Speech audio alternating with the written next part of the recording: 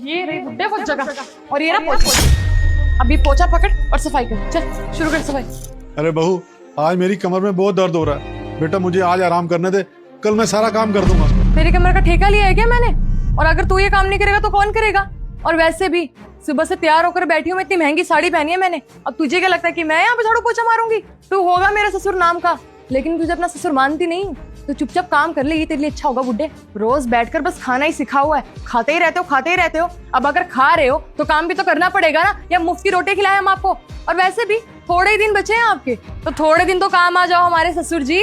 बहू ये बात तो गलत है ना, मैं तेरा ससुर हूँ, तेरे बाप के समान हूँ, और कोई बहू अपने ससुर से ऐसे काम करवाती है क्या? बेटा आज मेरी थोड़ी सी तबीयत खराब है, इसीलिए तो मना कर रहा हूँ। और तू तो देखती है ना, घर का सारा काम मैं ही करता हूँ। बस आज मुझे थोड़ी तकलीफ है, इसी मारे ये काम नहीं कर पा रहा हूँ। कल मैं सारा काम कर दूंगा। तुझे पता है हम तुझे यहाँ पे रखा क्यों है?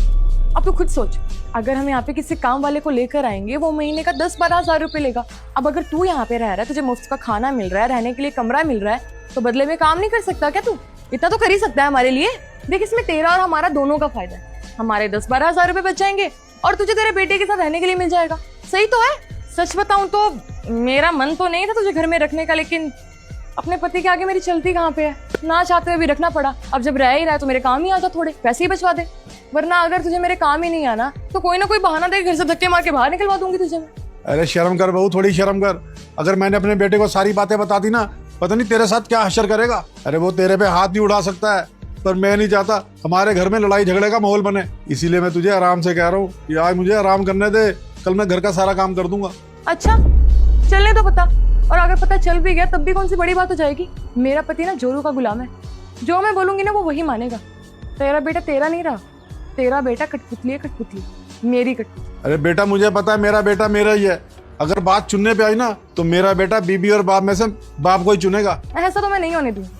ऐसा होने से पहले तुझे घर से धक्के मार के बाहर निकाल दूंगी। और तुझे यहाँ से बाहर निकालना मेरे लिए मुश्किल नहीं होगा।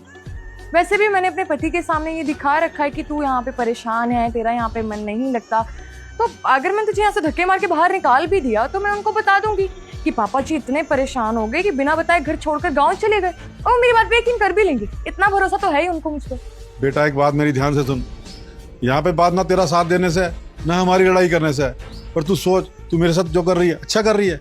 बस बस बुड्ढे, अपने फालतू की बकवास कराना बंद कर, चुपचाप काम कर, वरना अभी के अभी ना धक्के मार के यहाँ से बाहर निकालूंगी तुझे मैं। ससुर होगा तू अपने घर में, मेरे लिए एक बुड्ढा है काम करने वाला। काम कर चल। बेटा मैं संकट मोचन हनुमान हूँ, मैं तेरे सभी संकट दूर कर दूंगा। तू इस वीडियो को लाइक करके चैनल को सब्सक्राइब कर ले और कमेंट में जय श्री राम लिख दे।